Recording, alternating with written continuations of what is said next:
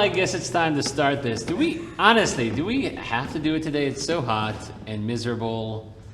Marty, you have to do it because you just wasted our time now. We're talking.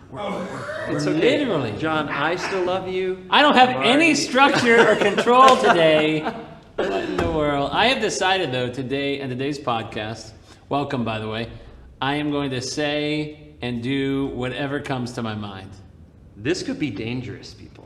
More than likely it will be. You should prepare yourselves with, get your phone out, turn the camera app on, get ready to video what Marty's about to say. Yeah. We usually talk about the weekend, and in my schedule, I had us talking about the weekend, but we're filming this a little later today. Filming/taping, whatever. We are. And, but I feel like I haven't seen you in so long. It's been a little while. And we didn't even really, hug. We did not, you just mentioned how hot it is out. Why would we do that? Because we're friends. We are friends. You're right. We probably should have hugged. I also had somebody tell me this week. See, you asked me why I think of you as like the pastor version of Buddy the Elf, and this is why. Right here. This is why. That was a different podcast. We're not talking about that right now. I'm trying to lose the Buddy the Elf reputation. Shut up, Ryan! Don't do this for me! Okay, I told you, whatever I'm thinking. There you go. So, I had somebody tell me this week that you and I could talk about the phone book and it would be interesting. That's a really good compliment. Yeah, right? I feel really good about myself right now. Yeah, I hope that means that they'll listen and share it. Hey, Apple Computer Core. Yeah, we could totally do that. And alt. And the church historian. Yeah. So there. today we're going to be talking about the history of Chaffin Church, part 2. I know you said that maybe we'll just do 2 or 3 weeks, but I just enjoy this so much. I hope that people don't find this as boring as you do. But I find it interesting. I know you do too. So much. But I don't want to be that guy who just keeps talking about something that maybe people aren't interested in. I don't know. I hope if you're listening or watching, you find this interesting. That's what I'll say.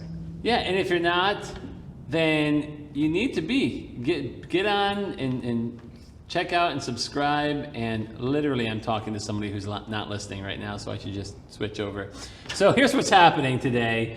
We have the family reunion, talking about the history of Chaffin Church Part 2. We have an Ask a Pastor, which is quite spontaneous. But we may flip that on its head and do the Ask a Pastor first. Would you like to tell our dear viewers and listeners why? Because today, right after you got here, we had some visitors. And spontaneously, they have decided to join our show. Ladies and gentlemen, I bring you Sir Josh and Pastor John. Woo! Pastor John Barber from First Congo.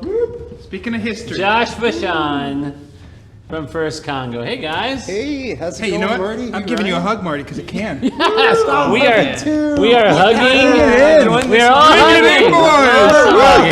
All right. Okay. That was so fun. That could have moment is been the over. most interesting part. I did the most interesting. Do you have any hand sanitizer? I did. And here's the other thing: we could have all just gave us each other COVID. We'll all go down together. That's Or right. go down. Or up together. Or up together.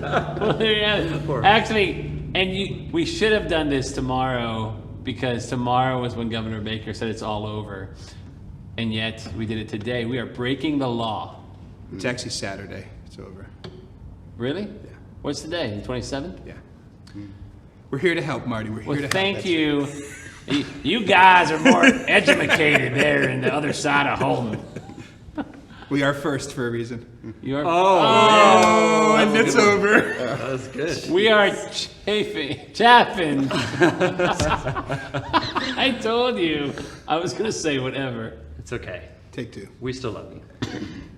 We're thrilled to be here, Marty. Happy to be a part of the podcast. It's Yeah. great to see you, Ryan. Haven't seen you in It's forever. been several years. Yeah. Great to meet you. Yeah, you too. Has it been several years since you guys have seen each other? Yeah. It's been since 2015. I mean, I occasionally believe. Ryan will express his opinion on Facebook, and my wife will say, "Do you see what Ryan posted?" But other than that, yeah, I haven't seen him face to face. Well, now in a he's long not time. on any social media. I'm not. Thank God. I am Hell no. of a choice. I am no longer. no longer on social media. It feels pretty good, I'm not going to You lie. know, my wife usually agreed with you, but just... It's Excellent. true. She agreed with you. She thinks I'm a rock star. She has to live with me because we're married, so... So, Kathy, you've been mentioned several times. Thank you for being his wife and for being so awesome. That's right. Amen. So, ask a pastor. We're going to get right into this and ask Pastor John Barber, friend of mine for the last, 20 years or so? Yeah, or so. I first met Marty when his old church had flooded and he needed to borrow chairs, and I thought he was a janitor. And I didn't realize he was a pastor until years later, so yeah. But that's when I first met him. He said, does First Congo have church chairs we can borrow because our sewage backed up and we need new chairs? So yeah, for Easter Sunday. You're not Years entirely ago. wrong about the janitor part. Yeah. I was actually like a janitor That as is well. the hat that you got to wear sometimes, right? Yeah. Right. Yeah. And so, we've gone through the COVID thing and we've lived this out. We are coming on the other side of it. Pastor John Barber, here's the question. All right, I'm ready. Why should I come back to church? And by I mean the question asker. I'm clearly coming back to church. Why And should I come back When to you church? say come back to church, what do you mean? Well, for COVID. Is watching this podcast coming back to church? Didn't mean to That's a throw... great question. That is another... You just flipped that. Sorry, I didn't question mean to do that. Ask a But pastor. you mean come back to the building? What do you think, Ryan? I think watching this podcast can be coming back to church. However, when I talk about coming back to church, I mean specifically connecting with the body of Christ. Now, I don't think watching something is connecting necessarily. I think it would have to be interactive, like maybe watching and then reaching out and saying, hey, I saw the podcast. Here's what I agreed or disagreed about it.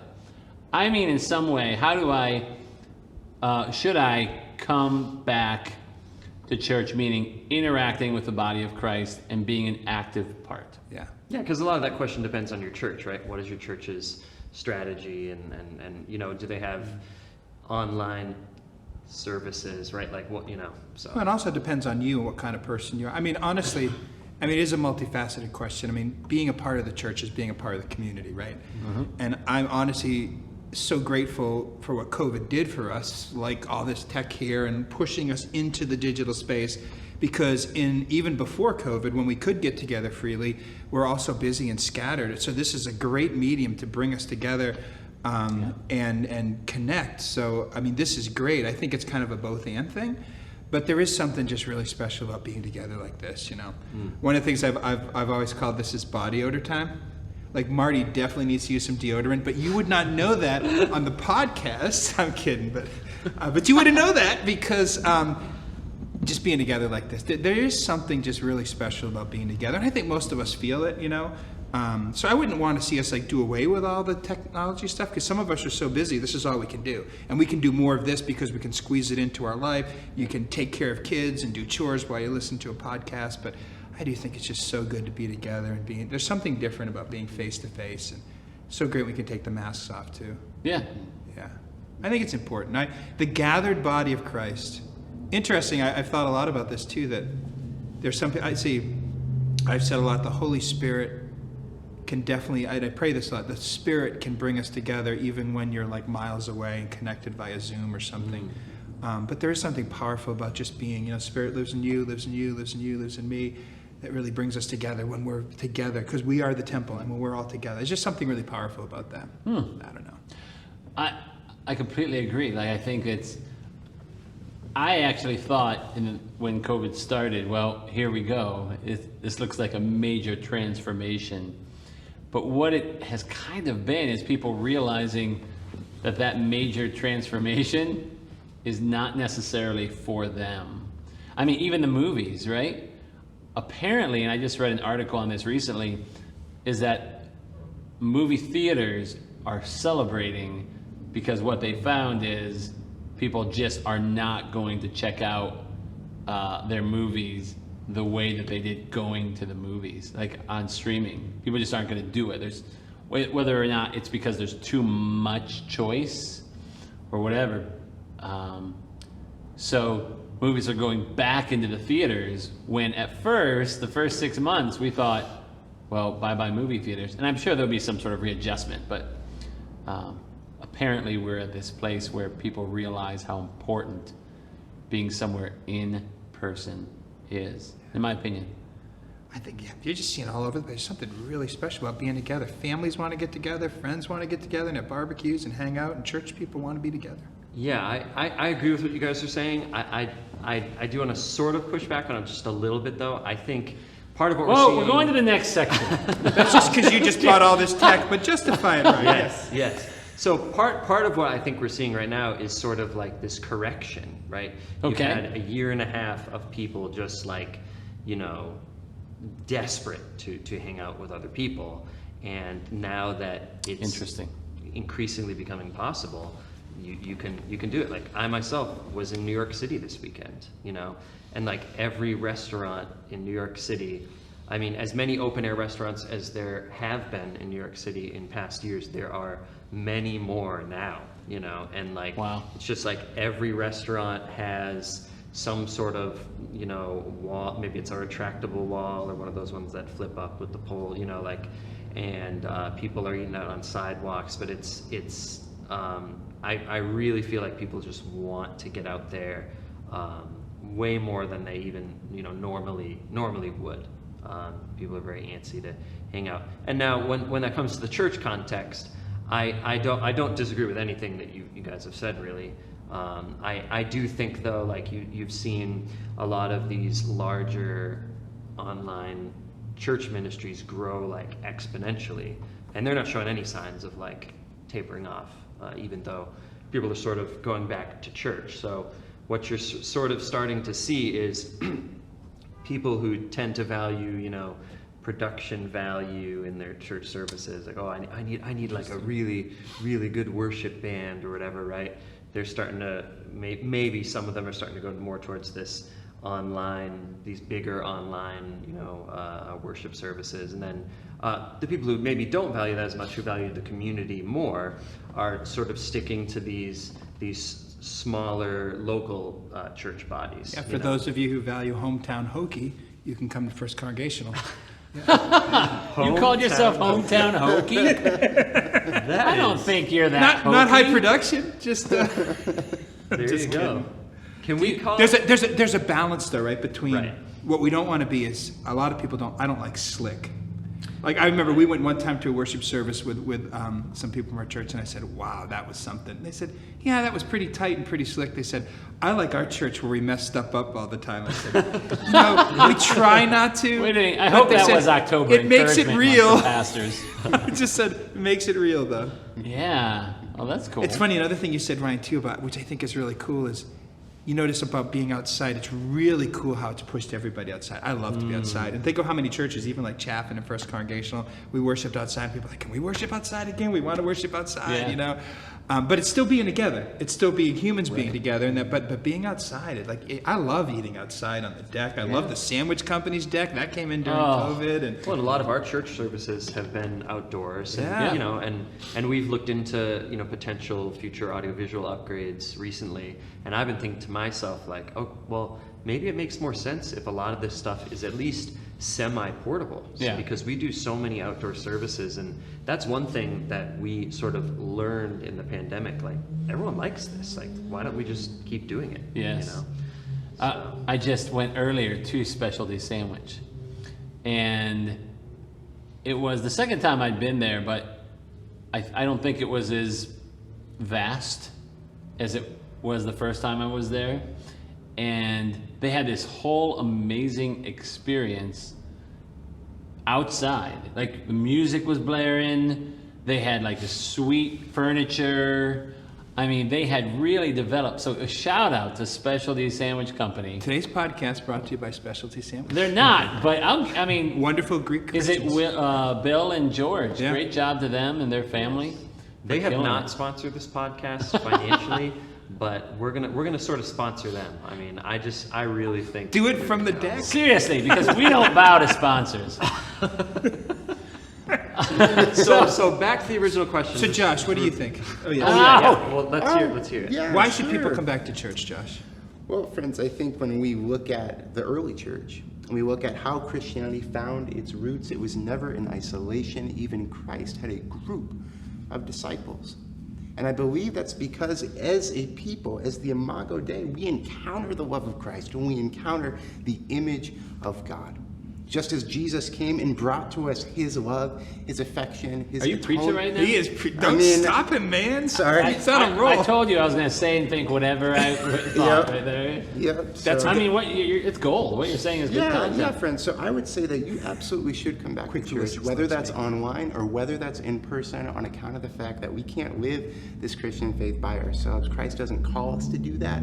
He doesn't model that for us, because when we're together, we find another beautiful expression of Christ's very love through one another, through the Holy Spirit working through each of us, friends. So I would absolutely encourage you to come back to church to experience that kind of unique community that you can get nowhere else other than the Imago Dei amongst you. Man, I gotta tell you, Josh, thank you for bringing in the theology there, like that whole. No, it's Yeah. And for preaching the incarnational thing, right? Yeah. Jesus became flesh to get close to us. And there's something about the connection of flesh, really, Yeah. in a holy way, and being together. There's something mysterious there, and that's why Jesus needed to be with us in the flesh to really be with us. And maybe there is something that we're not even recognizing here that's special about being together in the flesh. I mean, there's something that's special just about us being here together right absolutely. now. We had no idea you were going to be here. That's right. What? In the Because flesh. Because I didn't get a text message. Yeah, I know. Right? Sorry, Marty. No, he said Marty one, missed out but on a didn't. free Chick-fil-A lunch, but I don't he'll want be to talk okay. about it. Anyways, we are going to family reunion.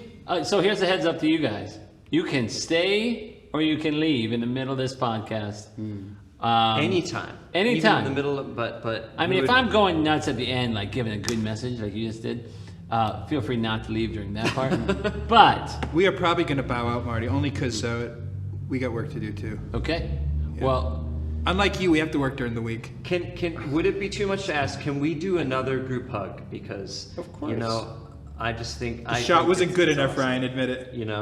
I think we should. if you're listening on the audio podcast, we're about to do another group hug. A goodbye hug. Bring it in, Here we boys. go, guys. Bring it in. Okay. There we go. There we go. In the flesh. I hope you guys You can't do understand. that online. Thank you, Chad. Not even with a VR headset. I See you, hope- Marty. So true. Ryan, so good Hey, to see thank you, you, man. guys. All right, God Yeah. bless. Appreciate you guys. See you. All right. Pastor Next time I'll John make sure Barber, that Pastor Jeff- Josh Vashon. All right. So the history of Chaffin Church Part 2. Ryan, feel free to ask or interrupt or whatever. Because I have not read any of this that Marty put together, but I'm actually greatly looking forward to this. Okay. Maybe it'll be more interesting because you haven't heard any of it. Yeah, hopefully there's like a cliffhanger, like what happened to Chaffin Church? I don't know. I Did do- Chaffin Church close? I have no idea. I do have a slight cliffhanger at the end that I hope will be resolved next week, but we'll find out. Okay. So here we go. In the first corner, Chaffin Church, in the first 25 years from 1903 to 1925 or so, we had a community of an independent community. But in 1923, the church voted to become affiliated with the Eastern Missionary Association, the East Coast Conference of the Evangelical Mission Covenant Church of America, which is what we've been talking about, like we talked about last week, is essentially your denomination that you work for. Yes. And that's pretty cool, right? So this church was that. In 1923, or rather 32, Reverend Oscar Norcine, a newspaper editor, became the pastor in 1923, until March 1932 for 8.5 years. And interesting point about this, until 2000, okay, so from 1903 to 2000, he was one of only 2 pastors to be here for longer than 8 years. Wow. Right? So that means every other pastor was here for 7 years, 11 months, or less. And so I don't know if that kind of shapes a church to have, I know like Methodist churches, Yeah, it's Yeah. itinerancy, right? Right. Yeah, but yeah. that was not the case here. From what I know, the UCC is not itinerant, so that's Correct. That's a really interesting Yeah. Itinerancy is when, pastors sort of float around. They're more like traveling or sort of traveling, They might only stay for like a couple of years at the maybe like 5 years at the most, and then they tend to move on. Yeah, and after 3 years or whatever, Yeah. the denomination calls them away. Yes. And so there's not a lot of history from the 20s to the 40s, although there seems to have been a stability, and then, or at least steadiness. And then the Reverend Norsine also celebrated the 25th anniversary of the church in 1927. Now what's interesting is, I'm not sure why they celebrated then. It was actually, they celebrated it in the summer, but the 25th anniversary was not till the following year. So I don't know why they did that, but I'm just counting the math. I know when everything happened and it doesn't add up. But who am I? Maybe their clocks were different than ours. I mean, Independence Day wasn't actually on July 4th. Interesting. Scholars debate whether Jesus was actually born on the 25th of December. So there's definitely a little bit of... We'll give them a little bit of a pass there. Yeah. All right. So then David Carlson, who was a graduate of North Park College. Really? Yeah, there you go. He was here for 3.5 years, and then Joel Carlson was the interim pastor for a short time. Now, following that was a guy named, and see if you're Swedish, so I'm hoping you can help me with this. Hjalmar.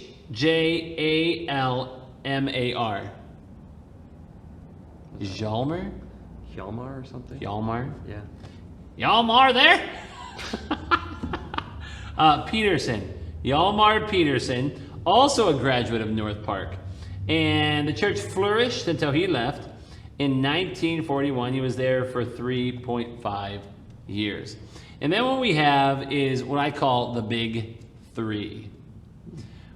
What I believe, as I study the church history, the three most successful pastors in Chaffin church history. And it starts with a guy named Arden Olmquist. And he was a student pastor, ordained here at the church in 1942. As a matter of fact, he was ordained on the 50th anniversary of the day that this place was inaugurated, this building. So this building was inaugurated in 1892. Wow. And so that's a little something there. And he was there for 4 years before he went to the Belgian Congo to do mission work. Wow. Okay? And during this time, by the way, and this is something we don't think about often, but 26 members of the congregation went to war. Wow. In the Second Great War. And of course, this is Memorial Day weekend. So I'm sure a few of those, or I'm not sure, but chances are good not all of those 26 came home. So we remember those who went to war. And the records show that the church actually took out insurance against bombing during those years. Wow, they thought that the continental United States would come under attack. So if you think about it, he came in 1942, right? So in 1941 was Pearl Harbor. So that had happened already in Hawaii. Well, several German U-boats were spotted off the New England coast during World War II. Yeah. So it wouldn't be a stretch to say, hey, what if we put a little money into protecting our assets as a church? Wow, that is interesting. I mean, you had Hitler, right? The Blitzkrieg. Yeah. He was coming across, taking over all of Europe. Yeah. It's pretty crazy stuff. That is crazy. I mean, is that a thing? Can you still get like bombing insurance? I don't know. I'm sure you could. Like, it probably for us, for instance, would be like super cheap actually.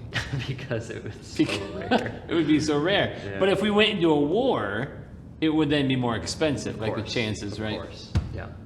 And so hopefully we will not have to take bombing insurance for this building again. Probably not. So, anyways, 1946, the second of the big three, William Thornburg came to be the pastor, and he did some remodeling. First of all, he added the steeple and 3 rooms. So he built essentially a parsonage. So we have the kitchenette back here. There's a kitchenette, and then there's a room that has historically been used as a pastor's study, and then most recently a nursery before COVID. And now we use it for kind of a boardroom, a conference room, and then a small kitchen and a bedroom, and then a garage at the basement level, which the garage is now a nursery.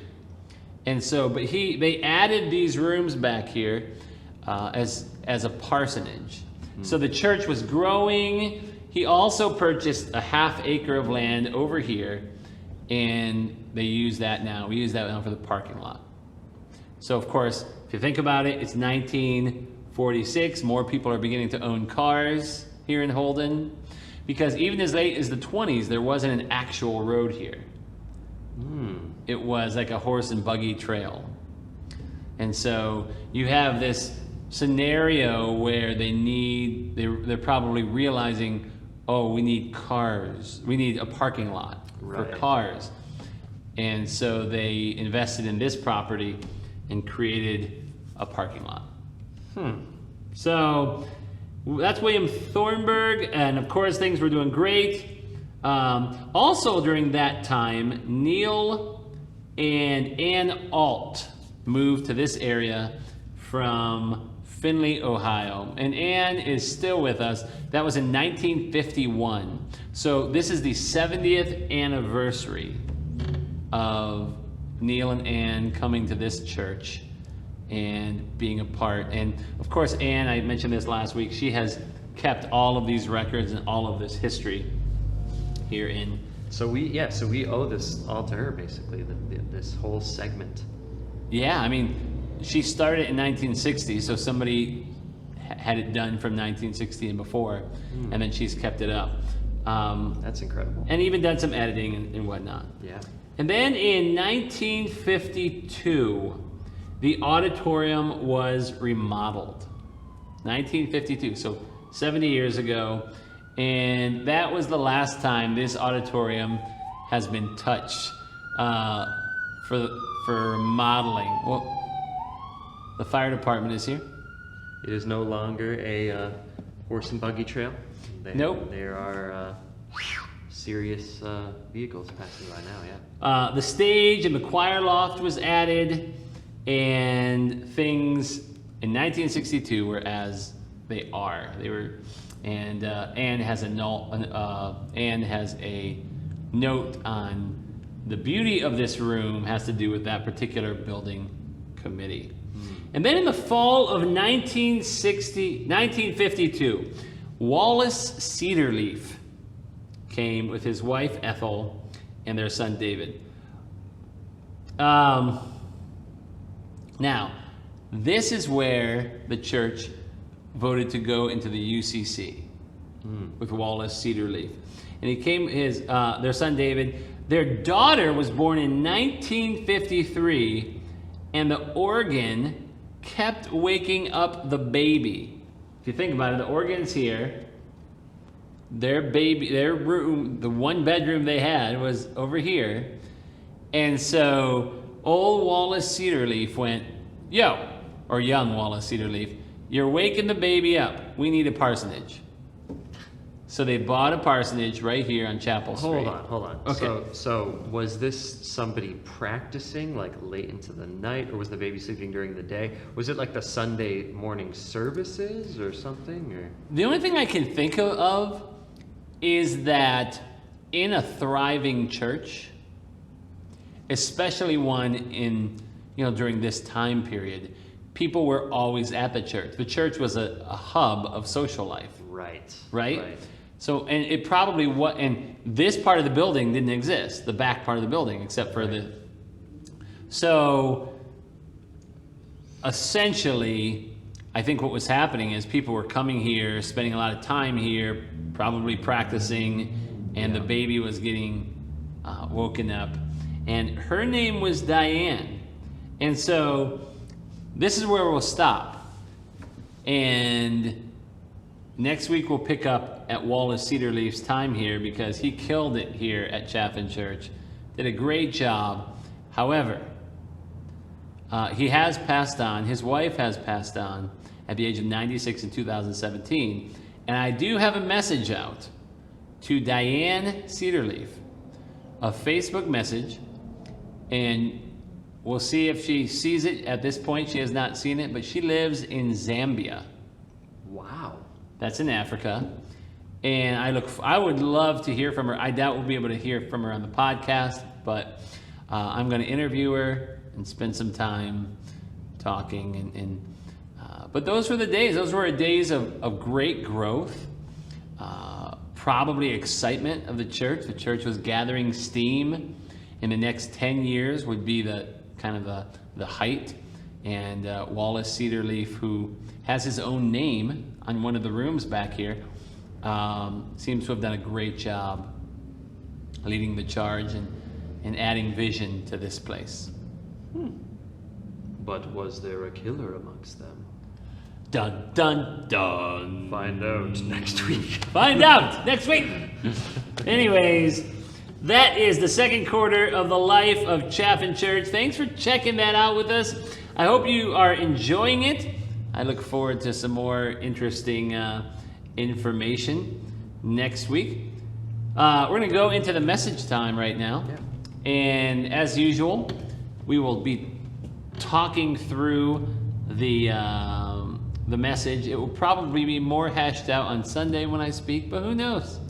Maybe who knows? That Marty guy, he sure... All those Southerners living in New England, they're so judgmental. They always find the UCC churches to come to as well. Yeah, exactly. Hey, can you imagine what living completely independent would look like? I mean, completely independent of people at all. If I was growing up and I decided, okay, Mom, Dad, I'm now 5 and I don't want you in my life. I am going to do my own thing. And you completely ignore your parents. Ryan, how much of an impact did your parents and your family and your friends have on your life growing up? I mean, I think like everyone, just absolutely enormous influence. Yeah. For sure. Yeah, I mean, I think like, first of all, I wouldn't have gotten involved in, the church if not for a friend of mine in high school who's now a police officer in the Holden Police Department. He invited me to come to his youth group, and I want to thank him publicly. So he invited me to his youth group and then introduced me to another group of friends. And so that's just one linchpin I can even think of that, because that led to me becoming what I consider a real Christian. Yeah. And then I got into ministry, and that, of course, created an entirely unique direction in my life that I don't know if it would have happened otherwise. Interesting. Yeah, so definitely an enormous influence. How about you?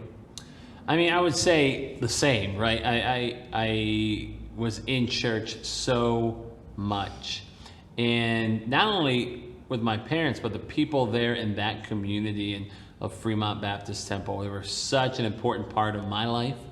They helped mold me and shape me. And even though I wouldn't say, like if I were to go back there, I wouldn't fit in. Just like people who went to Chaffin, in the 50s, they might not fit in to this church. Now, like things change, things progress, things get different, but that molding is so important. And as a matter of fact, I can't even imagine my life without the shaping and the influence of my parents and those friends and that community. It seems so weird, like to even consider that sort of life. And but do you know, trying to think if this is a relevant question. I'll just ask it, and if it's not, you can just tell me, whatever. Do you know people who act like life is all about them? I mean, of course. I mean, there are so many narcissists out there. I would like you to say their name right now. No, just kidding. There are so many, right? And that's huge. Like, it's all about me. It's all about my life. And so what I want to do is I want to read Romans chapter 8. And let's see what Paul has to say to the church in Rome here. He says, "Therefore, dear brothers and sisters, you have no obligation to do what your sinful nature urges you to do. For if you live by its dictates, you will die. But if through the power of the Spirit you put to death the deeds of your sinful nature, you will live. For all who are led by the Spirit of God are children of God. So you have not received a spirit that makes you fearful slaves. Instead, you received God's Spirit when he adopted you as his own children. Now we call him Abba, Father. For the Spirit joins with our spirit to affirm that we are God's children. And since we are his children, we are his heirs. In fact, together with Christ, we are heirs of God's glory. But if we are to share his glory, we must also share his suffering." And that some way we are children of God. And that means God created us and we are his. However, we have a sinful nature that makes us go rogue. Okay? And that makes us want life to be all about us. If we don't address that nature, we will essentially say, this thing is all about me. I mean, he says it in here. For if you live by this dictate, you will die. And I think a lot of it is talking about a spiritual death. But if through the power of the Spirit you put to death the deeds of your sinful nature, you will live. For all who are led by the Spirit of God are children of God. That you and I are children of God. And what does that mean? Well, there are three rewards of being God's child. One of them doesn't seem like a reward, and so we can talk about that a little bit. But one reward is that we can call him Father. Now, we've talked a little bit on this podcast about whether calling God Father is an appropriate term. We're going to do it here today. It says it in Scripture, and I think, like we talked about before, I would have no problem also dealing with the maternal instincts of God, because God, right? Right. And that's not an issue. But it does feel strange to say God the parental unit. It's just, I don't know. It correct, just feels right. strange. So, but I wanted to hit that head on. Right. So, yeah, we fully recognize Old Testament, usually when you're talking about God, God has no gender in the Old Testament inferences of him. In the New Testament, he does have gender, but that's mostly because they're referencing their interpretations of the Old Testament, So, yeah, we recognize that, but God the Father. And I think we get to call God Father, and we could say parent, right? But for now, today, we'll say Father. That is a huge deal, especially because there are especially in our day and age, so many fatherless individuals, right? And that is a major problem. That if we wanted to get sociological, and I unfortunately I didn't do all the research on this, but take the spiritual out of it for just a second. It literally, there is something amiss about our culture in general. We had our own set of problems 60 years ago, right? Right. But right now, I'm hearing a lot in the news. I have a lot of friends who are either, social workers or police officers or whatever, and they're saying something weird is going on out there. I run the youth group here at church, right? Kids and teenagers and people are going through some junk, some crazy stuff. And I think a lot of the problem, feel free to tell me if I'm wrong, or if you think that maybe there's other things, but a lot of the problem is that, and I am stereotyping a little bit or half judging, mothers are showing up, generally speaking, and fathers are skipping out. Now, not as a whole, and not talking about race or anything like that. Like, generally speaking, men are opting out. Maybe they're so selfish, maybe for whatever reason. But unfortunately, then their kids reap the consequences of that. Right. But the thing is, we can call God Father. And he is our Father. Scripture says Abba, Father, which is a very tender word. Abba, Father. Is that Aramaic? What is that? I think it is Aramaic, and I'm or Hebrew. I mean, is it Aramaic? Yeah, I don't. Yeah, and it essentially means like a daddy.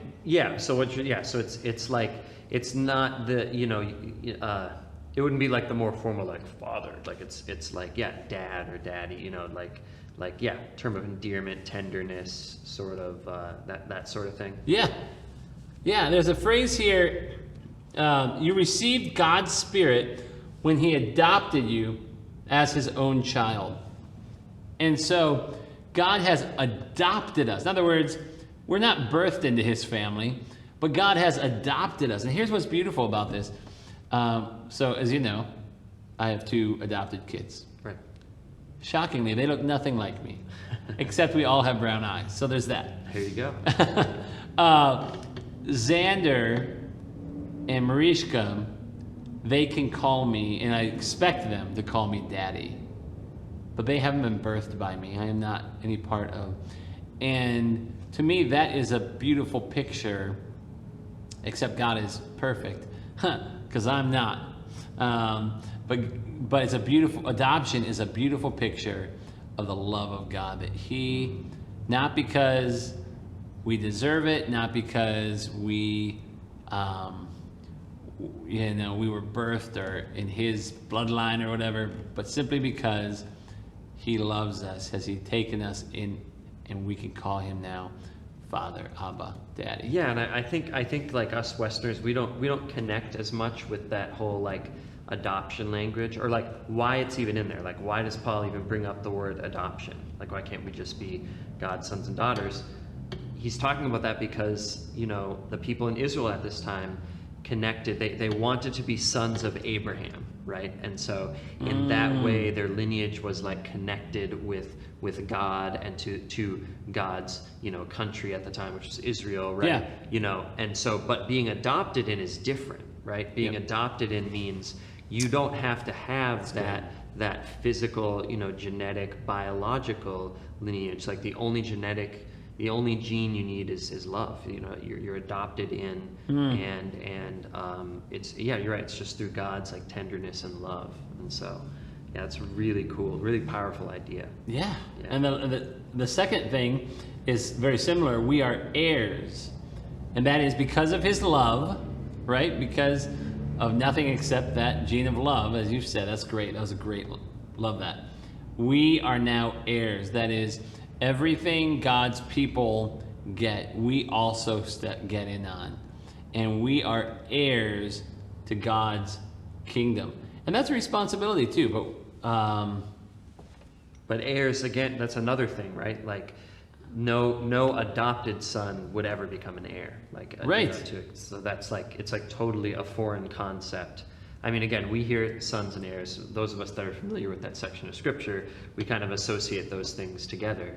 Yeah. But this is like a very weird thing for them. They're like a adopted son and an heir. That's like incompatible. Those don't go together. Yeah. So that's so good. Because it had to be blood. I mean, there was something very specific about that, and Paul just turns that on its head and says, no. You are adopted and you are heirs. You have every benefit, really, of the people of Israel, is what he was saying. Right, exactly. And that's an incredible thing.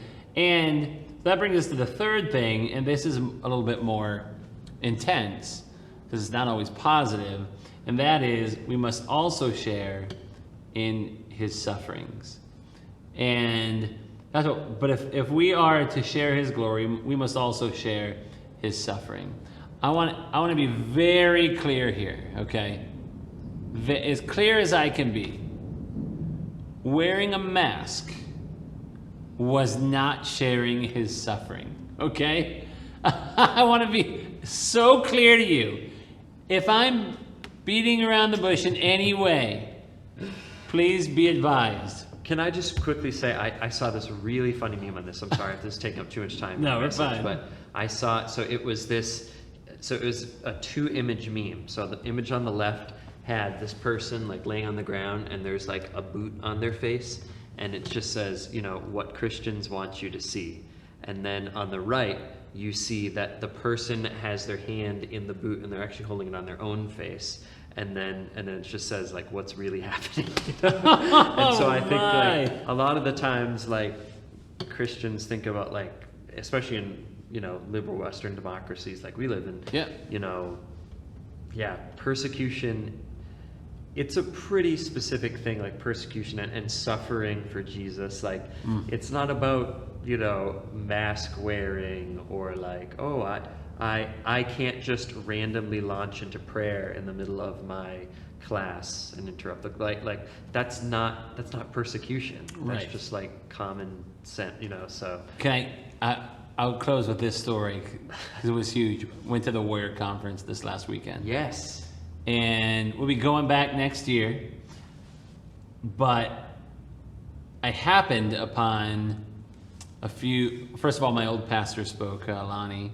Brian, and he spoke, and Pastor Anthony Milas, who is the conference organizer, and they were sitting together, and they were talking to a small Asian man. And I had recognized the man from years and years before, but I hadn't seen him for a long time. And so I said hi to them, and they were like, hey, come sit down. So I did. I didn't know what I was getting into, what they were talking about or anything. So this guy had been in North Korea for 16 years. Wow. Okay, so he's talking to them, and he's totally like humble, and he's quiet. Excuse me. And he's just like this amazing dude, and he's not bragging or anything. In fact, Pastor Milas, who can be a bit loud at times, right? Beautiful man that he is, he's telling me some of the things that this guy named Brian Kim, he tries to make a habit of not being called pastor because he lives in North Korea. So he's sitting there, and the guy has been there for 16 years. He's been arrested twice. The first 6 months he was there, the first week, he goes in and he's praying and talking to his wife about spiritual things. I kid you not. He answers the door, and this guy, who he knew, he was like a representative of the state from around that area. He's like, can you come out here, please? And so he came outside. He's like, hey, I just want to let you know, you need to be careful about what you talk about. He is with his wife, talking in his house about spiritual things. And the guy calls him out and tells him that. Over the years, he's gone through, he makes food for people in that area. He cannot give the food away. The only way he can give the food away is if they give him a voucher. The people give him a voucher. Therefore, it is not him giving food away, it is the communist government giving them the food. Even though he would do it anyways. That's what he's there for. Right. And so he's been arrested, he's been jailed for a short time, and now, over the years, they are giving him farmland and broken down hospitals and broken down buildings.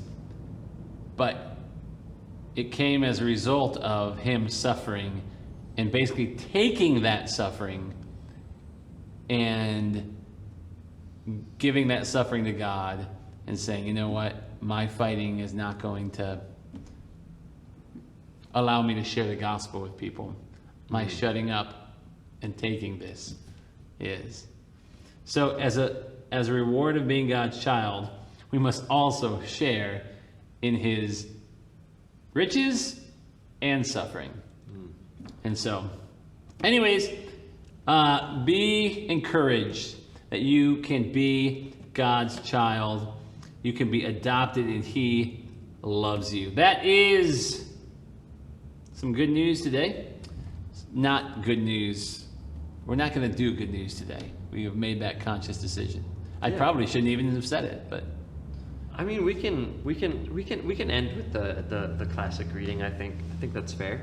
the classic reading. What do you mean? Not the classic reading, the classic outro phrase that we normally say. Okay, yeah. Before we do that, a couple announcements. Yes, sorry. It's okay.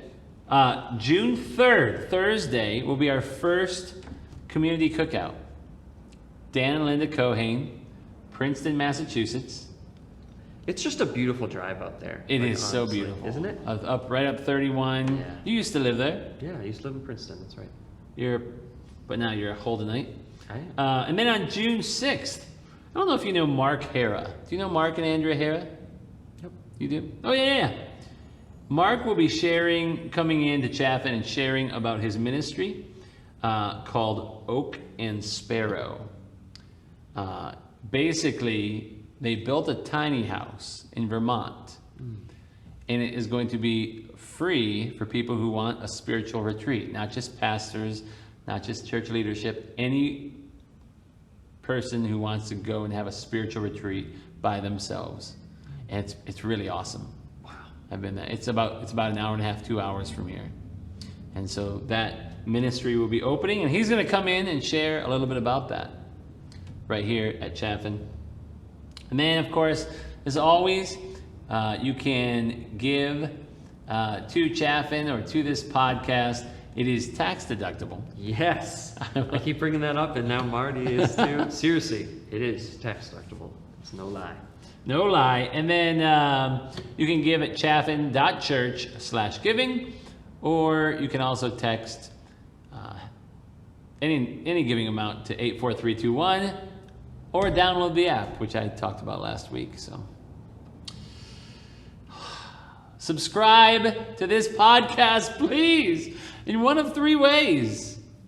YouTube, chaffin.church. I'm not sure if you can subscribe that way. Or You're not, but you can go there. you can go there and watch it. Watch it. You will actually. So I just want to say this. Yeah. If you watch it on chaffin.church, you will see it before anyone else will, by 1 hour. But still, before anyone else will. So just keep that in mind. By one. Okay, that's cool. Good to know. And then also the audio podcast on Apple Podcasts or Spotify or anywhere that podcasts are given out. I feel like that's like something they say in the commercials when they're selling books. Find this book anywhere you can find books. Yeah. What did they say? I don't know. It's so like contrived. Why don't you be real, Marty? Anywhere you can find podcasts, you know? It just makes me feel so good. What are you doing for the rest of the night? Anything exciting? We're doing this earlier than normal. Yeah, no, I'm working.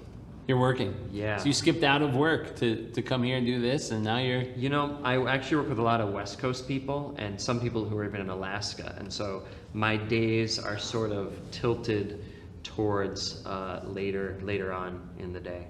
Interesting. Most days, most of the time. So, Cool. yeah. How about you? Well, what day is it? It's Thursday. I had to think. Thursday.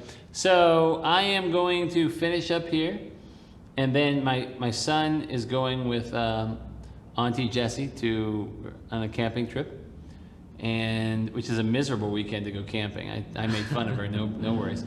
And but I'm just gonna hang out with the family. I think I have had a nice week, a stress-free week. Those are the And best, aren't they? they are the best. Holy crap. Should I say holy crap on a church podcast? You know, should is a very relative word, Marty. But you did say at the beginning of this episode, you were going to say whatever crossed your mind. I want to say, if that offended you, forgive me. Forgive me. And I want to give you a hug, just like we gave earlier as a callback. No, let's have a group hug. I will also hug you at the same time. Just Okay? call me. You got to call me. Call us. We'll do we'll get together. We'll have a group hug. And it won't be weird at all. Not like this conversation. Hey guys, have an awesome day. Do you want to do the end? Because I talked. Okay, hold on. So, what I remember of it, Chaffin, that's your good news. Now go and give some out.